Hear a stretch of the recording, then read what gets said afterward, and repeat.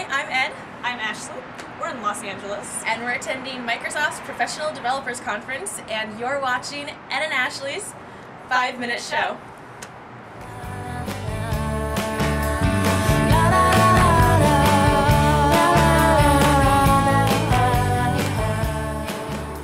Hello, I am here with Shoshanna Budzianowski, who was the keynote speaker for the Women's Networking Lunch, which I know you've heard tons about, and it was amazing.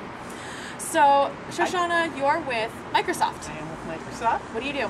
Well, I am a group program manager in the business platform division, and I'm responsible for our modeling and repository strategy at Microsoft. So this is one of our major new initiatives and investments that we're making for our server platform products. It's actually pretty exciting.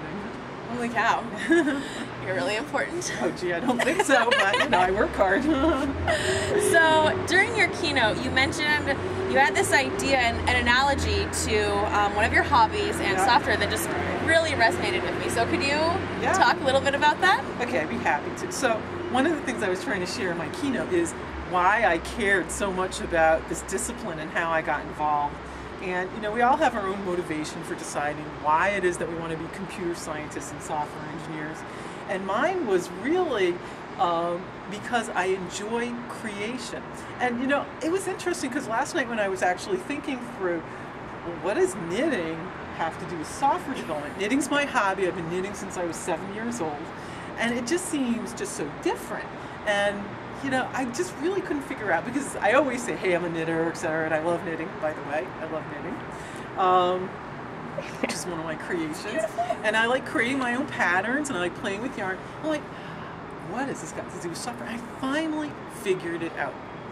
Software development is about the process of creation. You start with nothing but an idea, absolutely nothing on the screen. And through an interesting process, a very creative process, you end up with something that's fabulous and that people can use. And you know, that kind of like exhilaration that you get is just amazing, especially when you see customers use it and when you get feedback from customers. Turns out, that's the same thing I get from knitting. I start with yarn, I start with nothing, I start with an idea, and through a creative process, which is sometimes tedious, and yes, there are bugs to fix as well as along the way, and you know, I keep at it. And in the end, I end up with something that I just think is amazing and fabulous, and sometimes it's for me, and sometimes it's for other people. And so all of a sudden, I figured it out. That feeling that I get, that creation feeling at the end of a software project, is exactly the creation feeling that I get from knitting. So it was just such an amazing learning for me. Yeah, that's so great that your two passions are so well linked. And you wouldn't think so. I know. It's like weird. Knitting just doesn't seem like computers. Well, you know, and the other thing is, it can be, I got to tell you, it can be pretty darn technical. And I think that if anyone ever picked up a knitting pattern and looked at it, they'd be pretty amazed. And especially I'm totally confused when I look at knitting patterns. Yeah, especially, you know, when you create your own and you actually have to make sure that you get the number of stitches right as you're doing some pretty fancy things. You could end up with triangles instead of rectangles pretty easily. So in your keynote, you also had some really great advice for women. So what's the one piece that you think is really, really important that we know? Okay, so Ed, I will admit you just shared with me the fact that shyness is sometimes an issue for some people. And sometimes I'm timid. Sometimes you know what? Sometimes I'm timid. But here's the thing I know, okay? When I was hired as a software developer originally, and now I'm a manager, I wasn't hired because of my technical programming skills. I've got to tell you, there are lots of people who have good technical programming skills. That's the minimum bar, you know, and in some place it's like, yeah, you can get a little bit better programming, great. But that's not why I was hired. I was hired for my perspective and for my opinion. And I think the thing that needs to be really drilled into the head of every single woman I meet, even like really senior women like myself, is you're not there just to implement. You are there to share your ideas and share your perspective. It is actually part of your job description.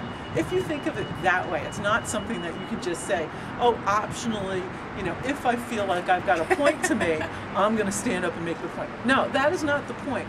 You're there because you have a unique perspective, and especially as women in the software industry where we have just such a limited presence, it's like if your perspective is not being heard, it is a huge loss, not only for yourself personally, but for your products and for your customers as well. Now, I tend to have lots of ideas, and I think I'm getting better. So 50% of my ideas are just absolutely horrible, and you just dump them, throw them away. But 50% of them are actually pretty good. Now, I used to say 80% were horrible, so I'm pretty happy with that. But you have to look at what is the cost of me not speaking up. Okay? If I speak up and it's actually a good idea there, right? Then we've actually forwarded the strategy or the product or provided some clarity, right? Maybe I'm wrong. So what if I speak up and I'm completely and absolutely off the mark and people are looking at me like, okay, you are just the strangest person, go to Mars. You know, it gives my peers and my managers and, you know, everyone around me the opportunity to correct me and to actually set me straight before I go off and kind of do things or make assumptions on my own. So it is absolutely a requirement of a job that you speak your opinion all the time. Now, I heard today in our Women in Technology Luncheon, one of the women in our Speak Mentoring table said, well, I've got all these ideas and I'm really confident, but, you know, I won't speak up. And, you know, and then somebody will come around and the table, the conversation will go around and somebody will have that idea and I'll go, yeah, that was my idea. And I'll feel good about that. And I was like, okay, that's really great. It was such a missed opportunity for you personally. Right. I mean, why isn't it that you're not saying that? And it's like, well, maybe I'm actually not as confident in my ability, especially around super senior people. Now, my attitude on that is when you're working on a specific area, it is true, you may not be the world expert, right? But at least in the area you're working on, you probably have some expertise and knowledge that nobody else has. Right? And so who's to say that your feedback or input isn't as valid as somebody who's like a very senior person, right? Plus, it gives you the ability to get mentored as well and create alliances. There's all sorts of good things. So my feedback is speak up and be brave about speaking up, and don't worry about taking any knocks if you get it wrong. Because you know what? I gotta tell you, there's a bunch of guys out there who really don't care about getting it wrong. They just go, whatever, and they're going to keep going, and they're just going to, you know, keep on marching in, and that's exactly the attitude you have to have.